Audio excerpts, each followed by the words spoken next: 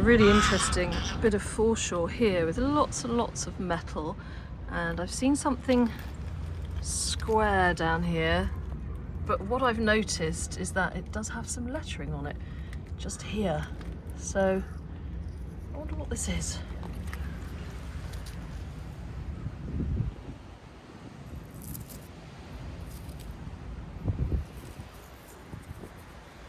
Percy. Does that say Percy? Percy.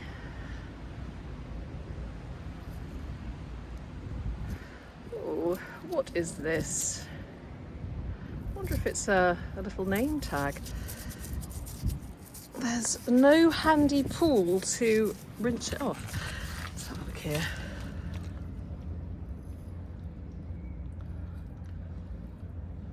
Definitely looks like Percy, doesn't it? Percy something. Well, that will come home with me and we will carry out some further investigation. It's probably nothing very interesting, but I do love things with a bit of lettering. Let me give it a rub on my jeans, my good old jeans. Yeah, look, Percy something. It'd be lovely if there was an actual name on it that we could trace, but it's probably something industrial.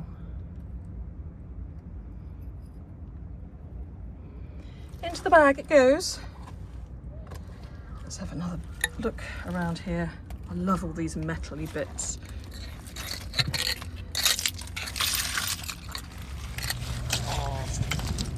Everybody's cooling off over there. Pigeon pool party.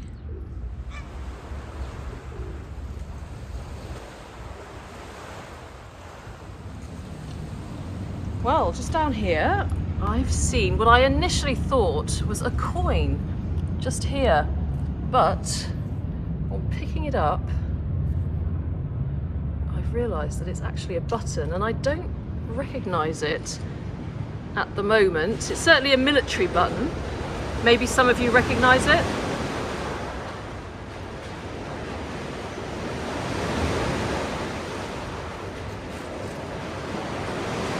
Look at that, it's in really good condition as well. Right, a bit of further research needed. Let's take it home and have a closer look.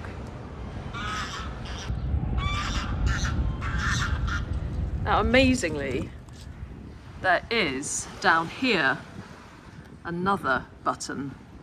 Look, just here. And I'm really looking forward to having a proper look at that. It's not often I find two buttons in quick succession like that. So this is a real treat. A button bonanza.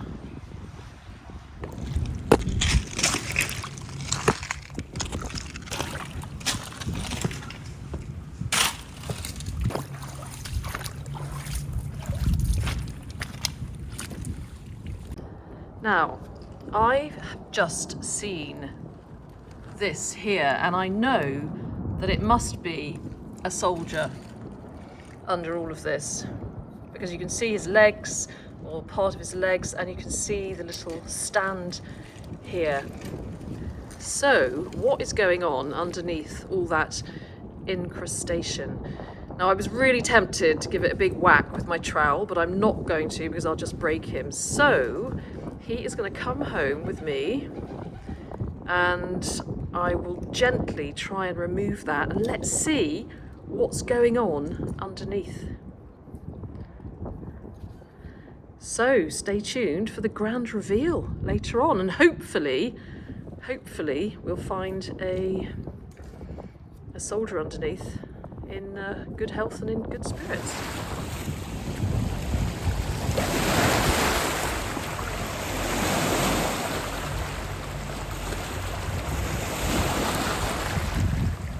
Now, this looks like a day for lead figures or figurines. Is this here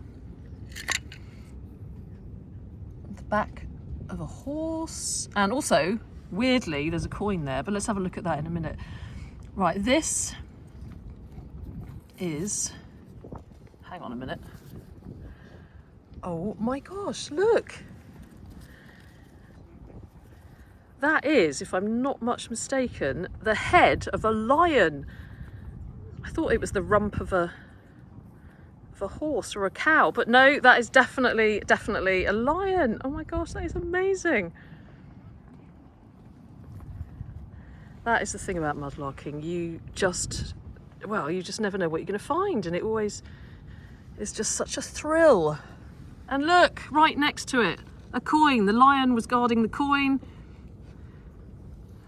Probably a halfpenny, I should think, by the looks of it.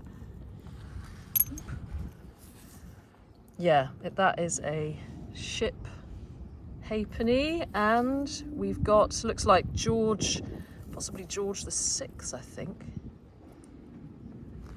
Well, brilliant. I can't wait to clean this up. 2 finds together.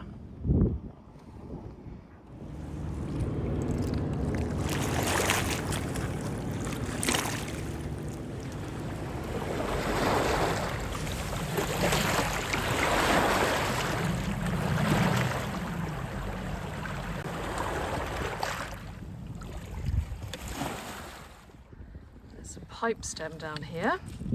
Let's see if there's anything on the end. What are the chances?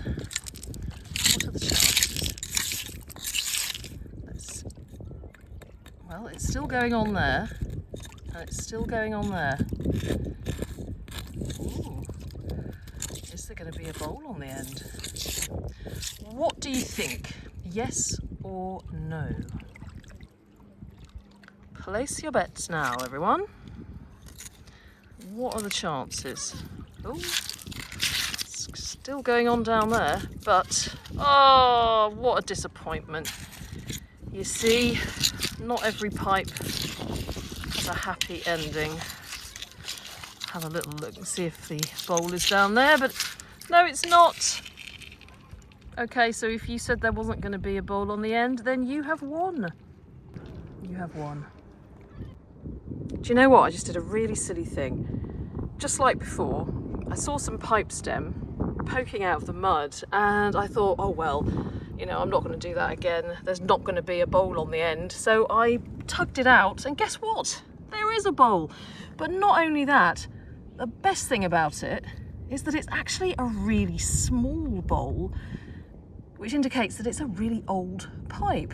This is going to date to the 1600s, possibly early 1600s. And most of the pipes that I find around here date to the early 18th century, early to mid 18th century. So this one is older, and it's pretty long as well for that age. So I don't actually have that many like this. So I'm sorry that you missed the extraction. It was good and swift. I didn't linger on it because I just thought that I was going to pull out a piece of stem. That will teach me. Anyway, you can join me for the bathing of it. The bathing ritual. Here we go. I'll be able to date it more precisely when I get home because I can compare it to the pipes in my pipe book, and the fact that it's got that little pointy heel there, that tells us something. And yeah, as you can see, really small bowl, and it's a 17th century pipe, and I'm absolutely thrilled. Woo, nice one. Nice one.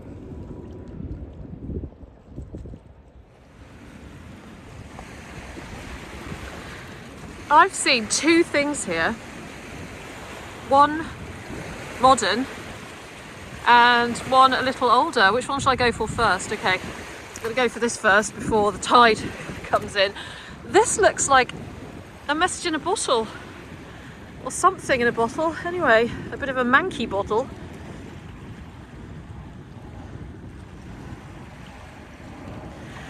That's curious, isn't it? We are going to have to investigate this. Into the bag it goes. But I've also seen a coin just down here. Let's have a look at it. Here it is. What is this coin then? Well, it's an old 1 penny, that's for sure, but who is on there? Oh, it's a George. Is that George V? Could be George V, I think. Woo! Double whammy.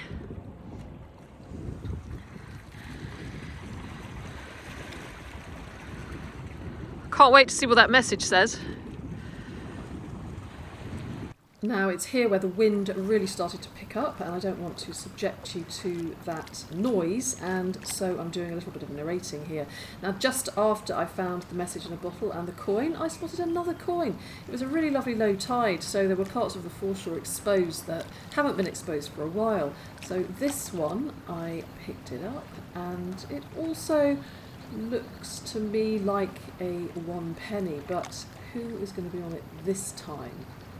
Giving it a little clean in the pool there, and looking at it, I could see that actually this time it wasn't a king, it was indeed a queen, and I could also make out the date 1888. I was also really struck by the colour of the coin, actually, the fact that it's been sitting there for so long. It had really discoloured and it looked ever so beautiful, all these different sort of colours shining out from it. But I could see 1888, and so therefore knew that it had to be Queen Victoria. And it's always a delight to find Queen Victoria when you're out and about mudlarking. So I was very, very pleased with this coin, and I plan to give it a clean up when I get home to see if we can have a better look and see Queen Victoria a little better under all that discoloration there. Something has caught my attention down here. It looks like a beautiful crystal. Maybe from a chandelier. Look at that. Oh, there's a nice piece of pottery here actually, with a little bird on it, or at least part of a bird. But back to the chandelier. Here we go. There's actually still some metal in there. Yeah, what do you think? I reckon that probably, I don't know, it could be part of a necklace, but maybe from a chandelier. I think we're going to have to do a little sun shot. A crystal in the sun shot. Where's the sun? Beautiful.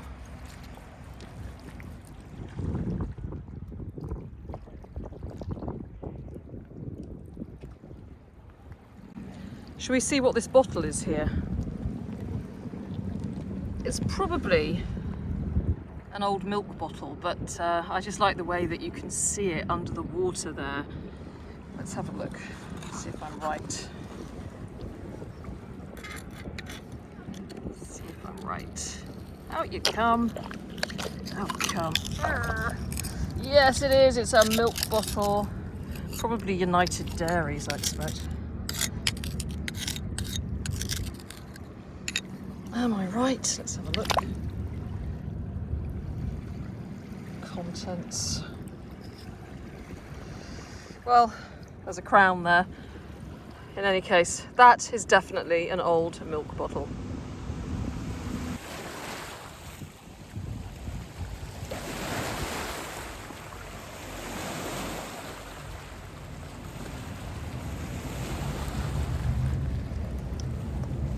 You can see why I'm going to pick this up, can't you?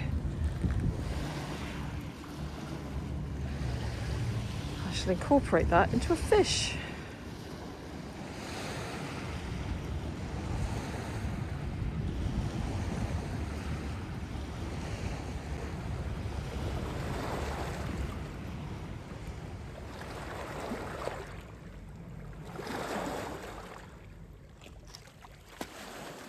Hi everyone, thank you very much indeed for watching my video. I hope that you enjoyed that excursion mudlarking along the River Thames in London as much as I did, and as always I hope that wherever you're watching from you're in good health and in good spirits.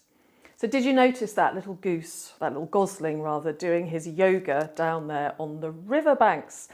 I guess I'm not the only person who feels in a very relaxed state when I'm wandering along the foreshore. Maybe foreshore yoga could become a thing, but in any case, I just had to play that clip again because it was just so cute. Anyway, I'm really looking forward to talking to you about some of the objects there which you saw me pick up. And some of them have gone through an amazing transformation. It's always fantastic when you find something and then you clean it up and you find something that you really don't expect. So you recall that big lump of metal and mud that I picked up that I thought could be a lead soldier. So when I got home, I popped it into a tub of vinegar, not really having that many high hopes, to be honest. But here you're going to see the transformation from big clump of metal and rust to a soldier who came out the other side looking remarkably well, in very good health and in very good spirits. And he even has his head. And here he is. And on the bottom, there's a name, so that helped me to identify the soldier, to find out exactly who he is. On the bottom, it's got Hill & Co., which was a toy company founded in 1898, and they specialised in lead toys and lead figurines, and they later moved on to plastic. They stopped making toys in about 1950 or 1960. He is in fact a World War I French flag bearer. So isn't that incredible? A French flag bearer, and the detail's incredible. Even his little eyes and nose. So that crusty mess was obviously really protecting him. So it just goes to show that sometimes under lots of nasty layers there can be a beautiful soul. So maybe there's a lesson in that. And I'm just glad that he had some recognisable sort of legs poking out of the bottom of that lump, so that I even bothered to take him home. Voila! So a perfect transformation. And talking of transformations, I also couldn't resist cleaning the 2 coins that I found with the message in a bottle. And indeed, George V was revealed, a nice coin from 1917, and then Queen Victoria. Queen Victoria, a 1 penny from 1888. And I know that, you know, not everybody likes it when you clean up coins, but these ones do look particularly lovely now that they've had a little polish up. Moving on to the buttons, which you saw me find. Many of you, I know that many of you are watching from the USA, so especially if you were watching from the USA, you will have recognised that button. It is, of course, a US military button. I should have known that really, but at the time I didn't. And so I would love to know which era this button comes from. If any of you out there could tell me, is it World War I or World War II? It would be great to know a little bit more about this button. And it's not the only US Army artefact that I have found on the River Thames. I found a couple, but I pulled one out of my display cabinet just now to have another look at. And there's this one, which I found a few years ago. Some of you may have seen it on a video. It is a US Army, maybe a little cap badge or a shoulder pin. So there's the US Army button, and indeed there's also, of course, the French flag bearer here as well. So a little bit of a military theme going on. Next, I'm going to move on to another transformation, this square object here. And it turns out that actually this is a token. Very exciting. It does say Percy on it. And oh, by the way, I bet some of you were a little bit irritated when I kept rubbing it with my thumb, weren't you? I know people get a little bit cross about that. And then when I went on to rub it on my jeans. But anyway, sometimes it's just, you know, it's an instinct. You just can't help rubbing the thing that you pick up. But in any case, when I got home, I gave it a careful clean, and underneath the Percy was revealed the name Harmer. And underneath Harmer was Billingsgate.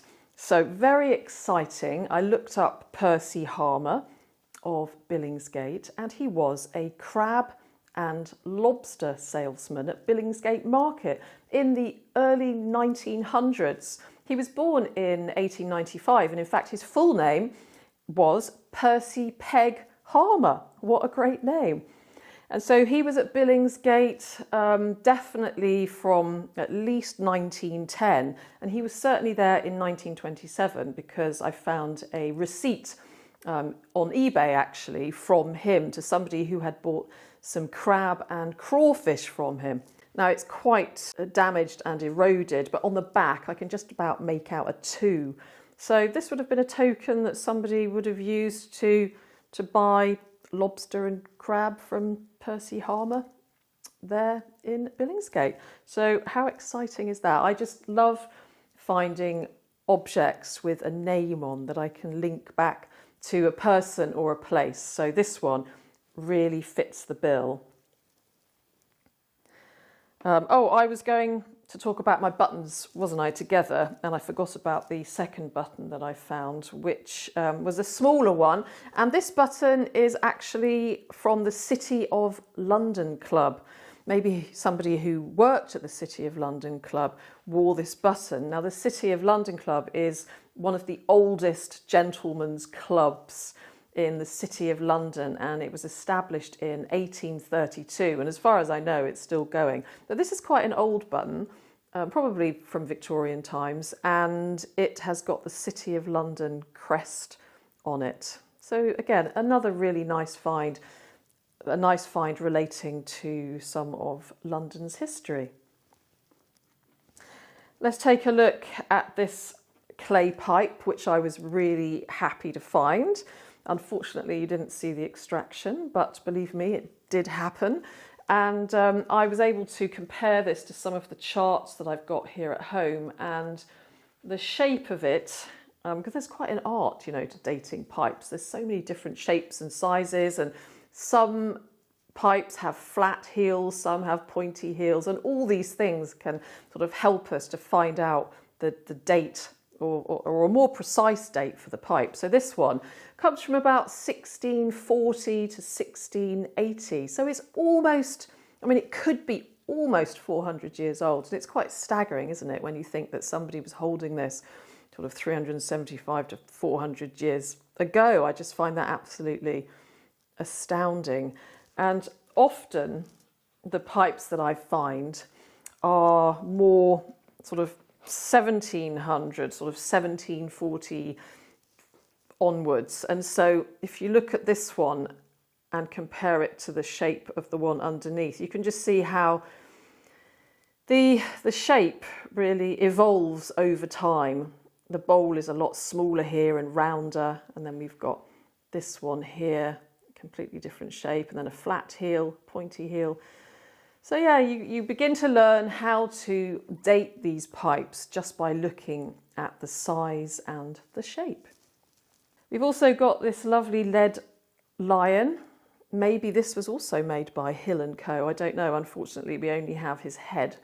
But I like to imagine that in the past, some child was enjoying playing with this lion, and who knows how it ended up in the River Thames. Next to the lion was also a coin, and it is in fact a ship halfpenny, George VI. So we've got a nice selection of monarchs here. We've got a George VI, a Victoria, and a George V. Now lastly, I've saved the message in a bottle till last. It's here in front of me.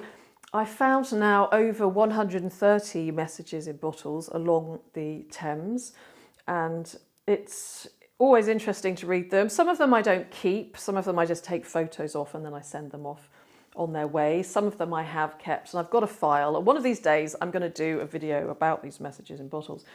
This one is quite strange. I think it's a kind of a spell or something like that. Anyway, you can give me your opinion. It's got like a strange diagram on it there, but there's a very interesting question on the bottom here. What do men want? So that is the eternal question. What do men want? So if any of you out there have any idea what men want and could help answer the question of the person who wrote or prepared and drew this very elaborate message in a bottle, then please let us know in the comments below.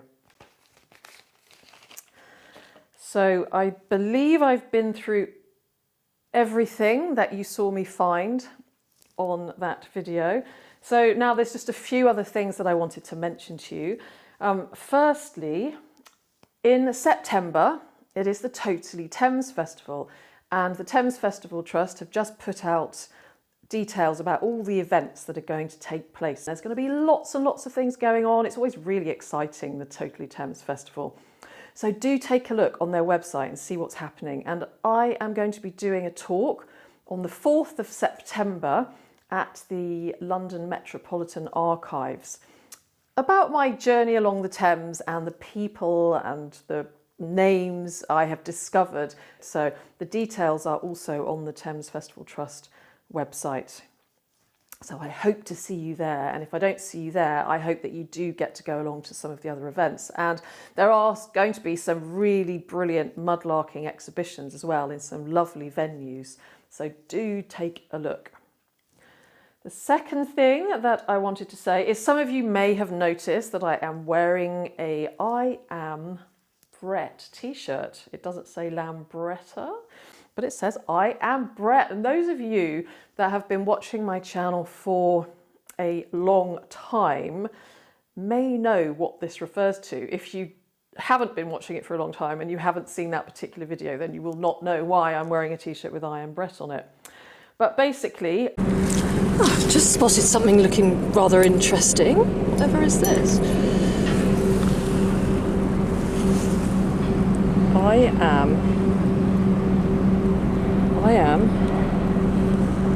I am Brett's 1501 something. Whatever is that?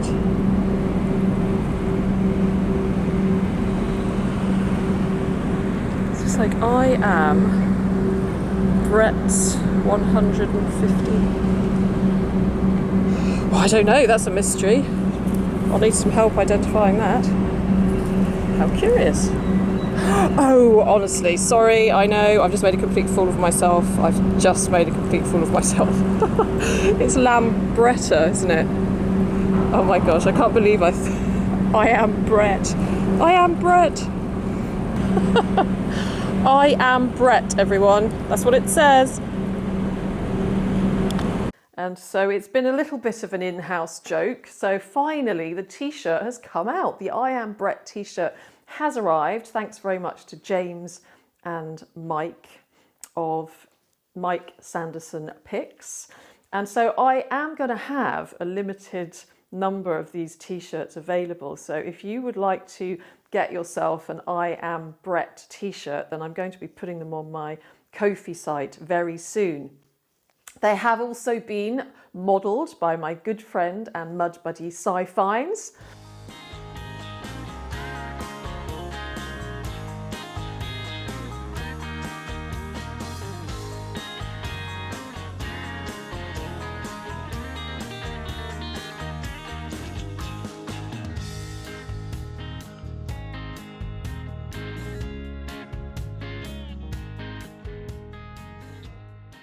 And not only do I have an I Am Brett t-shirt, I also, thanks to Sci-Fines, have got some other t-shirts coming out, including some stripy shirts. And I say thanks to Sci-Fines because he has designed me a really nice Tideline art logo, and I absolutely love it. So thank you so much, Simon. He's incorporated pretty much, you know, everything that I love in there. There's an onion bottle, a clay pipe, there's a trowel, there's a pink boot, there's swans, there's fish. And so there'll also be some stripy tops that you can purchase and some t-shirts and also some mugs and even some key rings.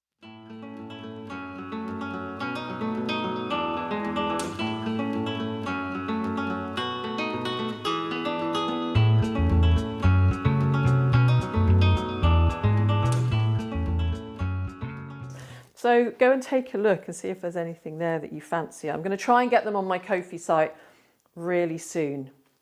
So I hope that wherever you are going to have an excellent week coming up ahead of you. I hope that you take some time to do something that you really enjoy doing. And thanks again for all your support, for your donations to my Ko-fi and my super thanks, and for all your comments. Goodbye from me until the next time. Take care, and I'm sending you lots of love from here in London. Bye-bye.